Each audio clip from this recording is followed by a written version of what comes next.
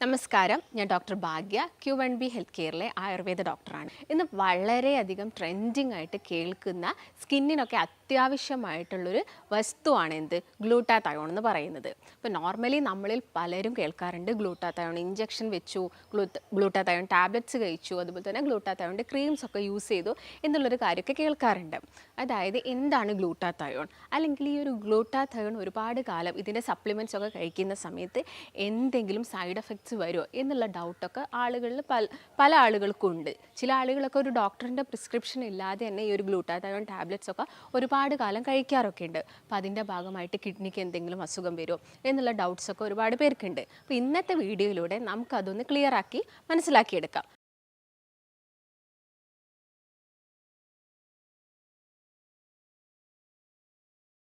അപ്പം ഗ്ലൂട്ടാതയോൺ എന്ന് പറയുന്നത് ഒരിക്കലും നമ്മുടെ ബോഡിക്ക് അപകടകാരിയായിട്ടുള്ളൊരു വസ്തു അല്ല.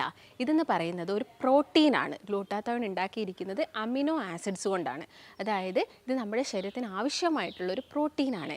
ഇത് മൈക്രോ ഓർഗാനിസം ആയിട്ടുള്ള, അതായത് വളരെ ചെറിയ സൂക്ഷ്മ ജീവികളിൽ പോലും ഈ ഒരു ഗ്ലൂട്ടാതയോൺ കണ്ടുവരുന്നുണ്ട്. അതായത് ഇപ്പോൾ ഫംഗസ്, ബാക്ടീരിയാസ്, ഇതുപോലെ തന്നെ വൈറസ്, ഇതിനൊക്കെ നോക്കുകയാണെങ്കിലും ഇതിലെല്ലാം തന്നെ എന്തുണ്ട്, ഗ്ലൂട്ടാതയോൺ ഉണ്ട്. കാരണം ഇതൊരു പ്രോട്ടീനാണ്. ഇത് അറിയപ്പെടുന്നത് തന്നെ മാസ്റ്റർ ആൻറ്റി ഓക്സിഡൻ്റ് എന്നാണ്. അപ്പോൾ നിങ്ങളെല്ലാവരും കേട്ടിട്ടുണ്ടാവും ആൻറ്റി ഓക്സിഡൻറ്റിനെ കുറിച്ചിട്ട്. ഒരുപാട് ഫങ്ഷൻസ് നമ്മുടെ ബോഡിയിൽ ചെയ്യുന്നുണ്ട്. ആൻറ്റി ഓക്സിഡൻസ് നമ്മുടെ ബോഡിയിൽ ഇല്ലെങ്കിൽ, അല്ലെങ്കിൽ ഗ്ലൂട്ടാതയോൺ നമ്മുടെ ബോഡിയിൽ ഉൽപ്പാദിപ്പിക്കുന്നില്ലെങ്കിൽ നമ്മുടെ ശരീരത്തിൽ ഒരുപാട് അസുഖങ്ങൾ വരും.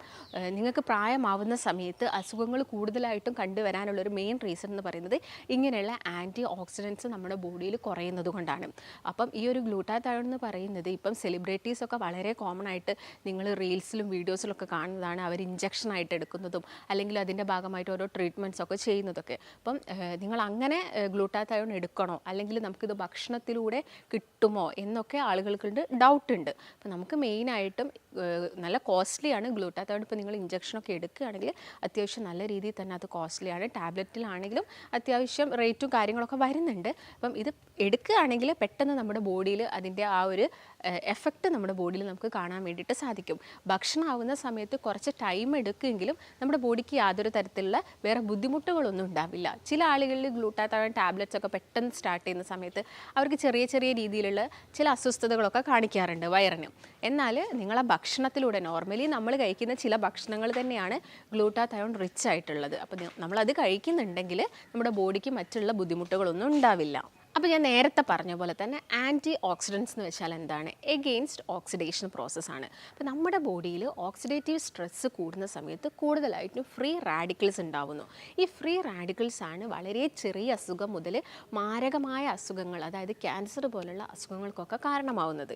അപ്പോൾ നമ്മുടെ ശരീരത്തിൽ ആൻറ്റി ഓക്സിഡൻസ് ഉണ്ടെങ്കിൽ നമുക്ക് ഇങ്ങനെയുള്ള അസുഖങ്ങളൊക്കെ പ്രിവെൻറ്റ് ചെയ്യാൻ വേണ്ടിയിട്ട് സാധിക്കും. അപ്പം അതിനെ സഹായിക്കുന്ന ഒരു പ്രോട്ടീനാണ് ഇത് ഗ്ലൂട്ടാതയോൺ എന്ന് പറയുന്നത്. അപ്പം ഗ്ലൂട്ടാതയോൺ നാച്ചുറലി ആയിട്ട് നമ്മുടെ ബോഡിയിൽ തന്നെ ഉണ്ടാവുന്നതാണ്. ഇത് ഉണ്ടാകുന്നത് നമ്മുടെ ലിവർ നമുക്ക് എല്ലാവർക്കും അറിയാം, നമ്മുടെ ശരീരത്തിൽ തന്നെ ഏറ്റവും വലിയ ഓർഗനാണ് ലിവർ എന്ന് പറയുന്നത്. നമ്മുടെ റൈറ്റ് സൈഡിലായിട്ടാണ് ലിവർ കാണുന്നത്. ലിവർ എന്ന് വെച്ചാൽ കരൾ. ഇതിൻ്റെ അകത്ത് നിന്നാണ് ഗ്ലൂട്ടാതയോൺ എന്ന് പറഞ്ഞ പ്രോട്ടീൻസ് ഉണ്ടാകുന്നത്. ഈ ഒരു പ്രോട്ടീൻ ഉണ്ടാക്കിയിരിക്കുന്നത് അമിനോ ആസിഡ്സ് കൊണ്ടാണ്. 3 തരം അമിനോ ആസിഡ്സുകളാണ് ഈ ഒരു പ്രോട്ടീൻ ഉണ്ടാവാനുള്ള കാരണമാവുന്നത്.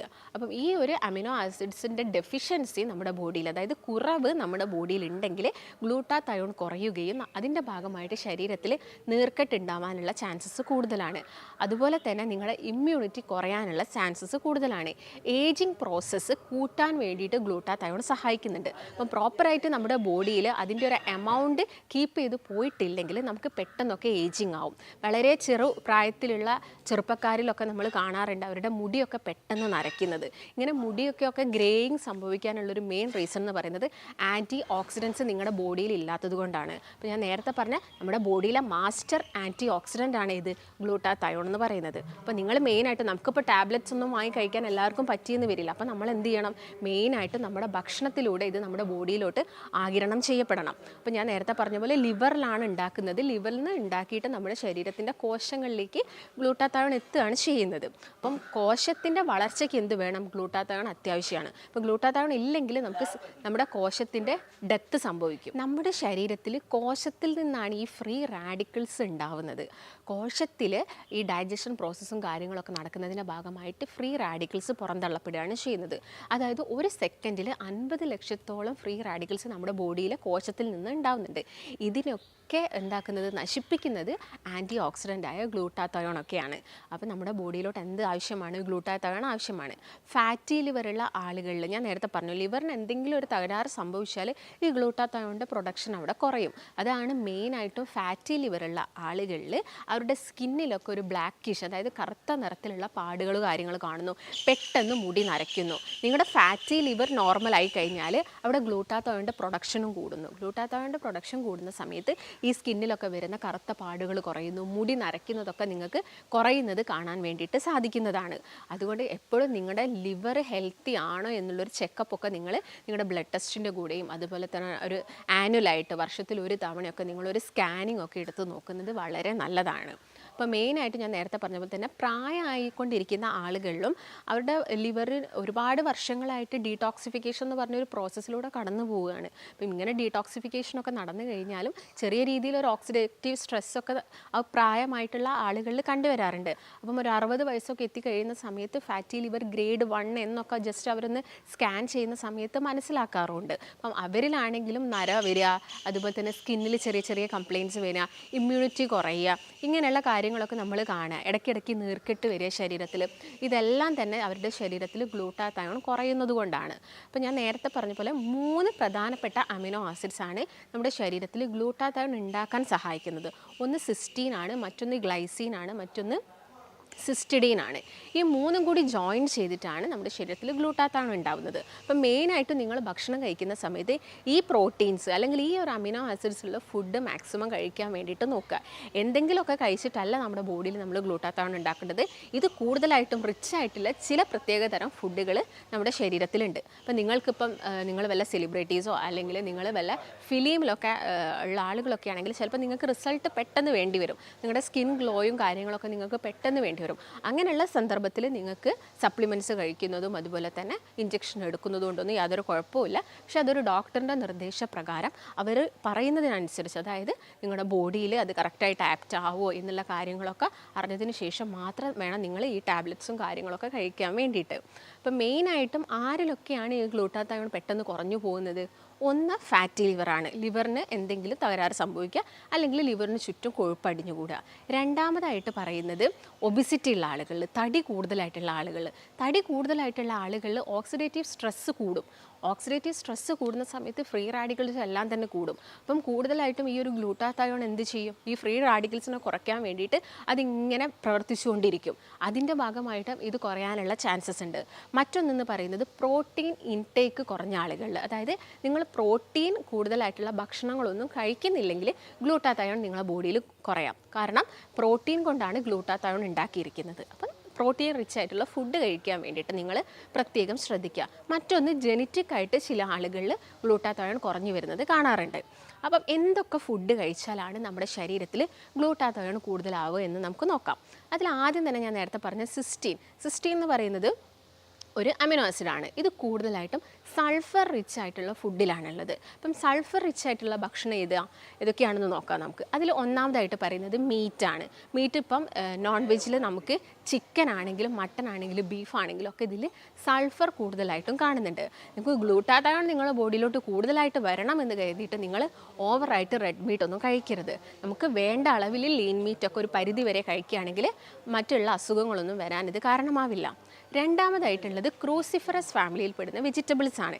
ഇതിൽ സൾഫർ കൂടുതലാണ്. അതായത് ബ്രൊക്കോളി, ക്യാബേജ്, കോളിഫ്ലവർ ഒക്കെ. അപ്പോൾ ഇതൊക്കെ നിങ്ങൾ നന്നായിട്ട് വേവിച്ച് കഴിക്കുകയാണെങ്കിലും നമ്മുടെ ബോഡിയിലോട്ട് സിസ്റ്റീൻ എന്ന് പറഞ്ഞ അമിനോ ആസിഡ്സ് കൂടുതലായിട്ടും എത്തും. മൂന്നാമതായിട്ട് പറയുന്നത് വിറ്റാമിൻ സി റിച്ച് ആയിട്ടുള്ള ഫ്രൂട്ട്സുകളാണ്. വിറ്റാമിൻ സി റിച്ച് ആയിട്ടുള്ള ഫ്രൂട്ട്സുകൾ നമ്മുടെ ബോഡിയിലാണെങ്കിലും ഈ സെൽ ഡെത്ത് ഒക്കെ നടക്കുന്നുണ്ടെങ്കിലും സെല്ലിനെ റിജുവിനേറ്റ് ചെയ്യാൻ, അതായത് കോശങ്ങൾ ഒക്കെ പെട്ടെന്ന് ഉണ്ടാവാൻ വേണ്ടിയിട്ട് ഇത് ഹെൽപ്പ് ചെയ്യുന്നുണ്ട്. കൂടുതലായിട്ടുള്ളത് ഓറഞ്ച്, പേരയ്ക്ക, മുസമ്പി, നെല്ലിക്ക, പപ്പായ, കിവി, ഈ പറഞ്ഞ ഫ്രൂട്ട്സുകളൊക്കെ നിങ്ങൾ കഴിക്കുകയാണെങ്കിൽ വിറ്റാമിൻ സി കൂടുതലായിരിക്കും. പിന്നെ പറയുന്നത് ഒനിയൻ അതുപോലെ തന്നെ ഗാർലിക്കാണ്. അതായത് ഉള്ളിയും ചെറിയ ഉള്ളിയും വെളുത്തുള്ളിയും ഇത് 3 നിങ്ങൾ മാക്സിമം നിങ്ങളുടെ ഭക്ഷണത്തിൽ ഉൾപ്പെടുത്തുകയാണെങ്കിൽ നമ്മുടെ ശരീരത്തിലൊക്കെ സൾഫറൊക്കെ കൂടാനുള്ള ചാൻസസ് ഉണ്ട്. നിങ്ങൾക്ക് ഡയബറ്റീസ് ഒന്നും ഇല്ലെങ്കിൽ നിങ്ങൾക്ക് എന്ത് ചെയ്യാം, കുറച്ച് തേനിൽ ഒരു വെളുത്തുള്ളിയൊക്കെ ചതച്ചിട്ട് കഴിക്കുന്നതൊക്കെ നല്ലതാണ്. പിന്നെ പറയുന്ന ഭക്ഷണം എന്ന് വെച്ചാൽ പരിപ്പ് വർഗ്ഗങ്ങളാണ്. നിങ്ങൾ പരിപ്പ് കൊണ്ട് നമ്മൾ ദാൽ കറി, അതുപോലെ തന്നെ മസൂർ ദാൽ, ഇങ്ങനെ വെറൈറ്റീസ് ഓഫ് പരിപ്പുകളുണ്ട്. അപ്പം ഇങ്ങനെയുള്ള പരിപ്പുകളൊക്കെ നിങ്ങളുടെ ഭക്ഷണത്തിൽ മാക്സിമം ഇൻക്ലൂഡ് ചെയ്യാൻ വേണ്ടിയിട്ട് ശ്രദ്ധിക്കുക. അതിപ്പം ചെറുപയർ പരിപ്പാണെങ്കിലും കടലപ്പരിപ്പാണെങ്കിലും ഒക്കെ നിങ്ങൾ മാക്സിമം കഴിക്കാൻ വേണ്ടിയിട്ട് നോക്കുക. മറ്റൊന്ന് ഓട്സ് ആണ്. ഓട്സ് എന്ന് പറയുന്ന സമയത്ത് നിങ്ങൾ റോൾഡ് ആയിട്ടുള്ള ഓട്സ് കഴിക്കുക. അതായത് ഹോൾ ഗ്രെയിൻ ആയിട്ടുള്ള സ്റ്റീൽ കട്ട് ആയിട്ടുള്ള ഓട്സ് നിങ്ങളുടെ ഡയറ്റിൽ മാക്സിമം ഇൻക്ലൂഡ് ചെയ്യാൻ വേണ്ടിയിട്ട് ശ്രദ്ധിക്കുക. പിന്നെ വരുന്നത് എന്ന് പറയുന്നത് സൺഫ്ലവർ സീഡുകളാണ്. സൺഫ്ലവർ സീഡുകളൊക്കെ ഇപ്പം മാർക്കറ്റിലൊക്കെ അവൈലബിൾ ആണ്. നിങ്ങളൊരു സൂപ്പർ മാർക്കറ്റിൽ പോയി ചോദിക്കുകയാണെങ്കിൽ നിങ്ങൾക്ക് സൺഫ്ലവർ സീഡ് കിട്ടും. നിങ്ങൾ എല്ലാ ദിവസവും 1 ടീസ്പൂൺ സൺഫ്ലവർ സീഡൊക്കെ കഴിക്കുക. അപ്പോൾ ഞാൻ ഈ പറഞ്ഞ ഫുഡുകളൊന്നും എല്ലാ ദിവസവും നിങ്ങൾ കഴിക്കേണ്ട, മാറി മാറി നിങ്ങൾ കഴിക്കാം. മറ്റൊന്നെന്ന് പറയുന്നത് ബദാമാണ്. നിങ്ങൾക്ക് ബദാമൊക്കെ അവൈലബിൾ ആണെങ്കിൽ നിങ്ങളുടെ ഡയറ്റിൽ നിങ്ങൾ മാക്സിമം ബദാമൊക്കെ ഉൾപ്പെടുത്താൻ വേണ്ടിയിട്ട് ശ്രദ്ധിക്കാം. പിന്നെ വരുന്ന ഒരു കാറ്റഗറി എന്ന് പറയുന്നത് സെലീനിയമാണ്. സെലീനിയം നമ്മുടെ ബോഡിയിൽ ഉണ്ടെങ്കിലും ഈ ഗ്ലൂട്ടാത്തയോൺ കുറച്ചും കൂടി ആക്റ്റീവ് ആവും. അപ്പോൾ സെലീനിയം റിച്ച് ആയിട്ടുള്ള ഭക്ഷണം നിങ്ങൾ മാക്സിമം എടുക്കണം. അപ്പോൾ സെലീനിയം ഒരു 25 മൈക്രോഗ്രാമാണ് നമ്മുടെ ശരീരത്തിന് ആവശ്യമായിട്ടുള്ളത്. അപ്പം ഇത് കൂടുതലായിട്ടുള്ളത് മീറ്റിൽ കൂടുതലാണ്, അതുപോലെ തന്നെ എഗ്ഗിൽ സെലീനിയം കൂടുതലാണ്, മിൽക്ക് പാലിൽ കൂടുതലാണ്.